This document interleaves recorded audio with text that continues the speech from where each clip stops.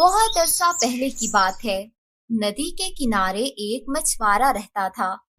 وہ اپنا اور اپنی بیوی کا گزارا بازار میں مچھلی بیچ کر کرتا تھا۔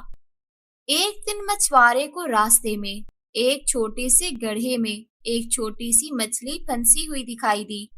وہ مچھوارے کو دیکھتے ہی بولی، مچھوارے میری مدد کرو، خدا کے لیے مجھے اس گڑھے سے نکال کر بڑی ندی میں ڈال دو۔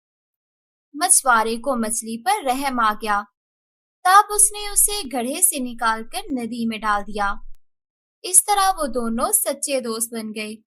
مچھوارا ہر روز اس سے ملنے جاتا تھا اور ڈھیروں باتیں کرتا تھا۔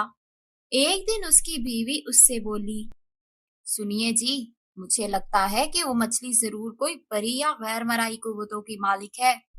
آپ اس سے اپنے لیے کوئی انعام کیوں نہیں مانگ لیتے؟ اس سے ہماری زندگی آرام سے کٹ جائے گی۔ مچھوارے کو بیوی کی بات اچھی لگی۔ اس دن شام کو جب وہ ندی سے مچھلیاں پکڑ کر لوٹ رہا تھا، اچانک وہ مچھلی اس سے ملنے وہاں آ گئی۔ مچھوارے نے مچھلی کے پاس جا کر انعام مانگتے ہوئے کہا، مچھلی رانی، مجھے ایک دعا دیجیے، میرا گھر بن جائے۔ یہ سن کر مچھلی بولی، جاؤ، تمہاری خواہش پوری ہو گئی ہے۔ گھر لوٹنے پر اس نے پایا کہ واقعی اس کا گھر بن گیا ہے۔ پھر اس نے مچھلی رانی سے دولت، عزت اور شہرت مانگنا شروع کیا۔ مچھلی نے بھی دھیرے دھیرے اس کی سب خواہشیں پوری کر دیں۔ ایک دن مچھوارے کی بیوی لالچ میں آ کر بولی، مچھلی سے کہیے کہ وہ آپ کو راجا بنا دے۔ آپ کے راجا بنتے ہی میں رانی بن جاؤں گی۔ ہمارے آگے پیچھے نوکر ملازمائیں ہوں گی جو ہماری خدمت کریں گی۔ تب ہم اپنی باقی زندگی آرام سے گزار سکیں گے۔